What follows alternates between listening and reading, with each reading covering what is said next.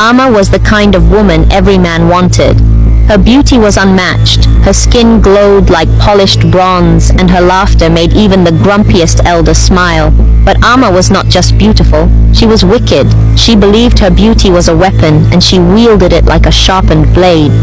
Instead of working hard and earning a living like the other women in the village, she spent her days charming men and using them as a source of income.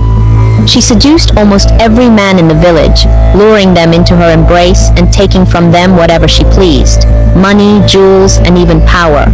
The women in the village hated her. They called her the thief of husbands and threw stones at her hut. "Shameless woman," they cried. "You think beauty will feed you forever?" Some even rained curses on her, but little did they know that stealing people's husbands was the least of all Amma's evil doings.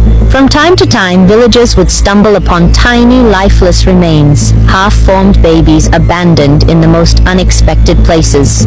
Sometimes a fisherman would find a small, fragile body floating near the riverbank.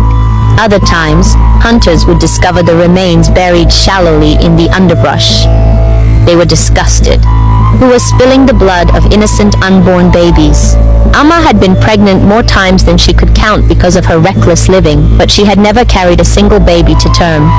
Whenever she found herself pregnant, she would gather bitter herbs and boil them into a dark, steaming potion. The moment she drank the concoction, the life growing inside her would wither. She would leave the remains of the half-formed babies by the river or bury them in the bushes. "Children are trouble," she would tell herself. "They will ruin my perfect body and take away my freedom." Other times, when her concoctions didn't work, she took the long journey into the thick forest where Papa Mosi, an old herbalist, lived. The herbalist had warned her many times.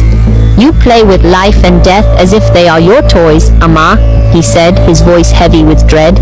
"There is a price for everything. The spirits do not take kindly to those who spill innocent blood." But Amma only laughed.